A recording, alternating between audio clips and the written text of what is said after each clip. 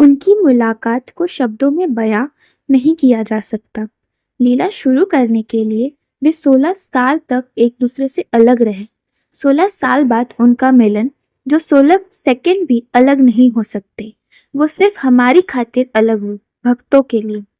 ऋषि विश्वामित्र राम और लक्ष्मण को देवी सीता के स्वयंवर का अनुभव लेने के लिए मिथिला देश ले गए।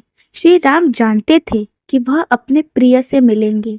एक खूबसूरत सुबह श्री राम और लक्ष्मण पुष्प वाटिका में पूजा के लिए फूल लेने गए और उसी सुबह माता सीता अपनी बहनों और सखियों के साथ गौरी पूजा के लिए पुष्प वाटिका मंदिर में गई। माता जानकी की एक सखी ने श्री राम और लक्ष्मण जी को देखा और दोनों भाइयों की सुंदरता पर मोहित हो गई। उसने सोचा कि कमल के आकार की आंखों वाला राजकुमार सीता के लिए बिल्कुल उपयुक्त है। उसने जानकी जी को बलपूर्वक अपने साथ चलने को कहा। जब सीता माता ने लाल कमल नेत्रों और अद्भुत सुंदरता वाले राजकुमार को देखा तो उन्हें पता चला कि वह कोई और नहीं बल्कि उनके प्रिय श्री नारायण है। श्री राम चारों ओर फूलों की तलाश कर रहे थे और उन्होंने सीता माता को देखा। वह उनकी सुंदरता से मंत्रमुग्ध हो गए और उन्हें पता चला कि वह महालक्ष्मी है, क्योंकि उनकी प्रेमिका के अलावा कोई अन्य महिला उन्हें इस तरह से मंत्रमुग्ध नहीं कर सकती है। सिया और राम एक दूसरे को देखते रहे। ऐसा लग रहा था मानो उनकी आखिरी मुलाकात के बाद अनंत काल बीत गया हो। जब सीता और राम एक दूसरे को उस मनमोहक दृष्टि से देख रहे थे तो उनके हृदय प्रेम और खुशी से भर गए, जिसके कारण पृथ्वी भी आनंदित हो गई और फूल खिल गए। उनकी गंध पूरी पृथ्वी पर फैल गई।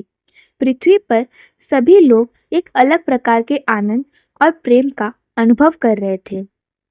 पक्षी खुशी से गा रहे थे। वातावरण न तो बहुत गर्म था और न ही बहुत ठंडा, यह एकदम सही था। सब कुछ उत्तम था, ऐसा होने वाला था, क्योंकि परमेश्वर और उनकी प्रियजन अलग होने के बाद मिल रहे थे। उस रात न तो माता सीता सो सकी और न ही श्री राम सो सके।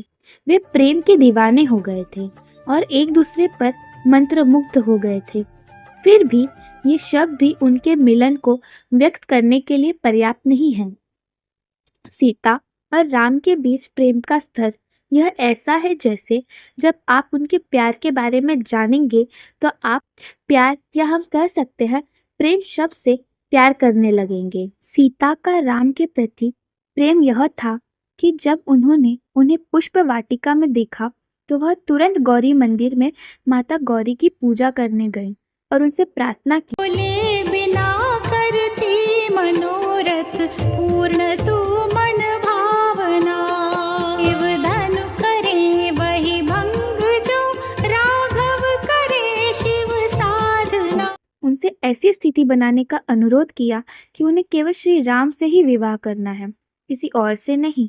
दूसरी ओर श्री राम ने उसी क्षण निर्णय लिया कि भले ही उनके परिवार में कई पत्नियां रखने की प्रथा हो, वे केवल सीता के पति होंगे और अपने पूरे जीवन में कभी भी दूसरी स्त्री नहीं रखेंगे। वनवास केवल श्री राम को दिया गया था, लेकिन श्री राम के साथ वनवास जाने का निर्णय सीता का था, क्योंकि वह हर स्थिति में उनका साथ देना चाहते थे, चाहे वह महल में उनकी रानी के रूप में हो या एक वनवासी की साधारण पत्नी के रूप में। ऐसी कई क्षण हैं जहां हम राम और सीता का एक दूसरे के प्रति प्रेम देख सकते हैं। कैसा था राम और सीता का रिश्ता? राम और सीता के बीच का रिश्ता गहरे प्रेम, विश्वास और सम्मान का था। हमारे इतिहास में, हिंदू धर्म ग्रंथों में भी उन्हें आदर्श जोड़ा माना गया है और उनकी कहानी आज भी कहीं और दोहराई जाती है।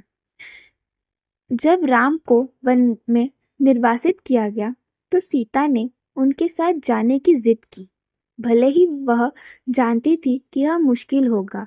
उसने कहा, आप जहाँ भी जाएंगे मैं जाऊंगी। दूसरा, जब रावण ने सीता का अपहरण कर लिया तो राम ने उन्हें पाने की उम्मीद कभी नहीं छोड़ी।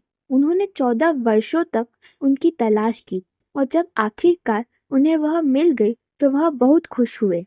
यहाँ तक कि जब राम की कुछ प्रजा को सीता की पवित्रता पर संदेह हुआ, तब भी राम ने सीता पर अपना विश्वास कभी नहीं डिगाया। उन्होंने कहा, मैं जानता हूँ कि सीता शुद्ध और निर्दोष है।